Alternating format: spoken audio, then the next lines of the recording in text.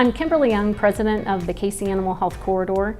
The KC Animal Health Corridor is an industry organization that supports the 300 plus existing animal health companies in the KC area, plus works to attract new companies to our bi-state region. We accomplish these goals through our three strategic priorities: workforce development, public policy, and industry engagement. Industry engagement involves us really supporting the entrepreneurial companies, technologies, early stage growth by connecting them with investors as well as industry partners.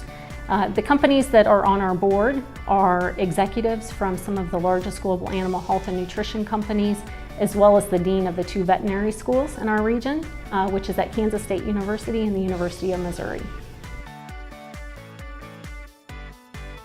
Biggest trends.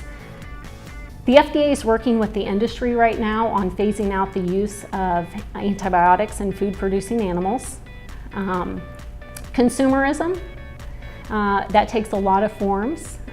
So for example, right now, due to consumer pressures, there are a number of retail stores that are requiring products to have a Made in USA label, which is requiring companies to do manufacturing here for pet treats, where they haven't had to do that before. There is pressure from consumers in the food production process. There's a debate over the safety of GMOs. So those are some examples of consumerism that we're seeing. With the increased population growth globally, there's an increased demand for protein. By the year 2050, there will be 9.1 billion people in the world. And this is going to require us to increase production by 70% and all developed countries to double their food production. So that's a big trend right now.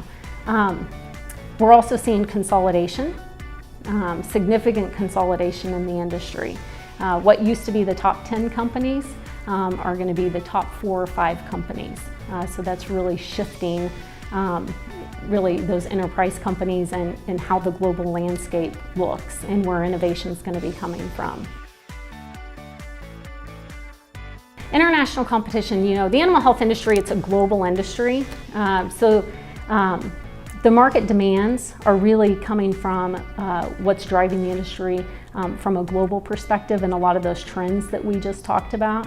However, I believe that the communities that are going to win are going to be the communities that are supporting that entrepreneurial company, the entrepreneurial spirit, because where we're going to see innovation, where we're going to see that growth is from emerging companies and technologies in those middle markets.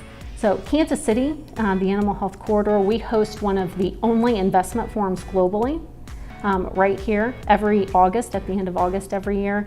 And what that does is it helps us, we find any company, any early stage company and entrepreneur anywhere in the world, and we want them to apply to come to Kansas City and connect them with investors.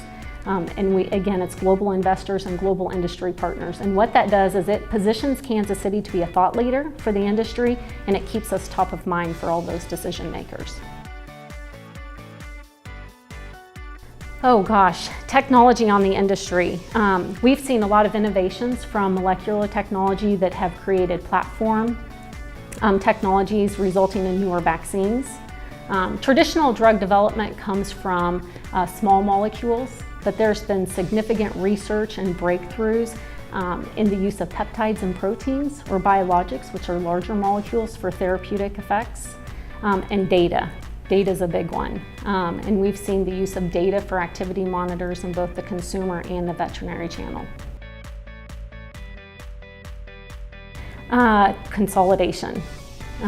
With the consolidation of the industry, I'm constantly thinking about what can Kansas City and what can the Animal Health Corridor do to stay top of mind, to stay relevant, not only to those large enterprise companies, which are becoming fewer and fewer, but also what can we do to make sure that we're going to win with those entrepreneurial companies, because that's going to be the growth of innovation, and that's going to be the growth in our region. And we need to make sure that we're creating an ecosystem where they're going to be successful while we're still also meeting the needs of those large enterprise companies. The biggest change, I think we're going to continue to see IPOs issued. And I think we're going to continue to see investments from VCs and investment banks in those early stage companies. There are many in the industry that believe that some of these companies or many of these companies will not be successful. I think the jury's still out on that. I don't know what the verdict will be, but I think it's exciting. I think it's fascinating. I can't wait to be a part of it, and I think the next 5 years are going to be really exciting.